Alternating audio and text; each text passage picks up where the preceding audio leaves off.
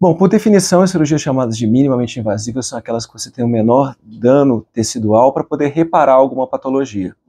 Eu acho que uma situação muito análoga que a gente pode ter, hoje em dia a gente vê as intervenções cardiovasculares, por exemplo. Antes, um paciente que precisava fazer uma revascularização miocárdica, antigamente ele precisava fazer uma cirurgia de peito aberto, digamos assim. Abrir de fora a fora. Exatamente. E hoje em dia, com as novas tecnologias, muitas intervenções são possíveis de serem realizadas por via endovascular, seja por dentro das artérias ou por dentro das veias.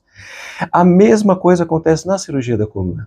Hoje em dia é possível realizar vários procedimentos sem que você tenha que fazer grandes incisões, cirurgias extensas. Muitos procedimentos podem ser feitos até mesmo por vídeo, para que você possa minimizar o tempo de cirurgia e minimizar o tempo de recuperação pós-operatória do paciente. E isso, com certeza, também deve causar menos efeitos colaterais? Com certeza, com certeza. São procedimentos que, apesar de terem uma complexidade um pouco mais alta, são procedimentos que demandam a técnica cirúrgica um pouco mais apurada e, por conta disso, minimizam o tempo de recuperação do paciente também. Mas há riscos, doutor? Todo procedimento cirúrgico há risco, não tem jeito.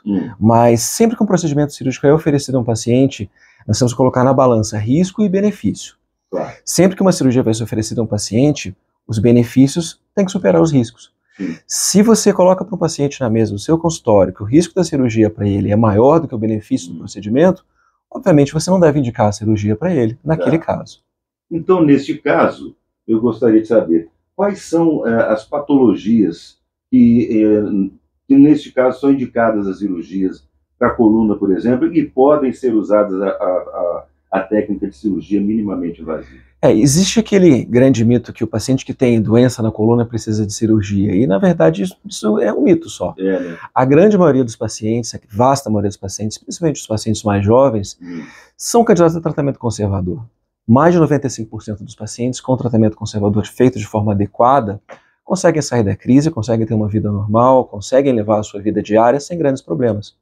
Mas existem alguns pacientes que realmente precisam de cirurgia, quando esgotados todos os tratamentos possíveis. E nesses pacientes, aí você pode aplicar as técnicas tanto abertas quanto as técnicas minimamente invasivas. Esses tratamentos conservadores são infiltrações, bloqueios de dor, essas coisas? Exatamente. Eu brinco muito com meus pacientes no consultório que a gente vai subindo degraus.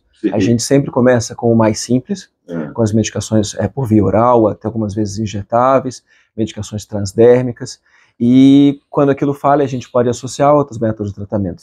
Seja terapia de movimento, como Pilates, ou RPG, ou até mesmo musculação. Podemos associar os chamados bloqueios de dor, como você citou, e no último caso, para aqueles pacientes que falharam todas as linhas de tratamento, aí sim o tratamento cirúrgico. Entendo. Com relação nós fizemos essa pergunta hoje na nossa enquete, e eu gostaria de saber exatamente de você, um neurocirurgião, a questão de dores na coluna. Você falou que nem todas as dores na coluna são indicadas cirurgias. O que proporciona a dor na coluna? Porque eu acho que é muito comum, e você deve ouvir isso muito no seu consultório, lá no Monte Sinai, enfim. Doutor, eu estou com dor na coluna, eu sinto isso constantemente, não sei o quê. Aí o cidadão entra na farmácia, toma um analgésico, melhora, esquece a dor na coluna. Semana seguinte começa de novo. E é um ciclo que acaba se acostumando, o cidadão acostuma com isso. E eu já ouvi especialistas dizendo que sentir dor na coluna não é normal. Alguma coisa está errada. Isso é fato? Eu gostaria que você explicasse um pouquinho sobre isso. Obviamente, sentir dor não é normal. Sentir dor é um alarme, dor nenhuma, é um alarme do seu corpo que tem alguma coisa errada. O seu corpo te dizendo, olha, você fez alguma coisa errada, tem alguma coisa que está me machucando. Então a dor na coluna, obviamente, não é normal. Só que a vida que nós levamos hoje em dia, a vida moderna, digamos assim, o telefone celular, as telas de computador, muito tempo com posturas viciosas, sentado em posturas inadequadas, como todos nós aqui no estúdio nesse momento. Exatamente. Nós acabamos machucando o nosso corpo de forma mais precoce. Sim. Então, antigamente, as pessoas começavam a ter dor na coluna com 60, 70 anos de idade, mas hoje em dia temos visto cada vez mais pacientes jovens com queixas. Isso se deve muito a esse tipo de vida que nós temos. O sedentarismo também atrapalha. Então, toda vez que você sente alguma dor, significa que você está fazendo alguma coisa de errado. E, obviamente, isso tem que ser investigado. Sim. E aí a gente volta para o começo. A gente não obrigatoriamente precisa operar todo mundo. Claro que não. Mas a gente precisa identificar o problema enquanto ele ainda é pequeno, enquanto é um alarme do seu corpo dizendo, olha, tem alguma coisa errada. Para que depois você possa corrigir isso de forma correta e lá na frente você não ter que ser submetido a um tratamento cirúrgico, muitas vezes já tardiamente. Eu tenho feito várias entrevistas aqui com vários médicos, especialistas de todas as áreas, e é interessante, você fez uma observação que normalmente todos os médicos aqui têm feito, todos os especialistas, que determinadas doenças que eram características de pessoas mais velhas estão cada vez mais atingindo pessoas mais jovens. Exatamente. Graças a esse comportamento de hoje. Exatamente. Um sedentarismo, às vezes, até involuntário, né? Que a vida da gente proporciona, não é mesmo? Exatamente. A gente acabou ficando obrigado, principalmente depois da pandemia, isso ficou um pouco mais evidente para todos nós. A necessidade do uso do celular, a necessidade do uso de tela, o trabalho domiciliar. Antes as pessoas trabalhavam no escritório, elas tinham que levantar para fazer uma coisa ou outra, reuniões presenciais. Hoje em dia, cada vez mais nós trabalhamos atrás de telas e nem sempre utilizamos uma ergonomia adequada no posicionamento do rosto em relação à tela do computador, o uso de celular cada vez maior, e isso gera posições e posturas viciosas no nosso corpo, e nós não fomos feitos para isso. Nós somos feitos para andar, somos bípedes, a gente vai estar andando. Ficar em pé, a postura ereta é a postura adequada para o humano.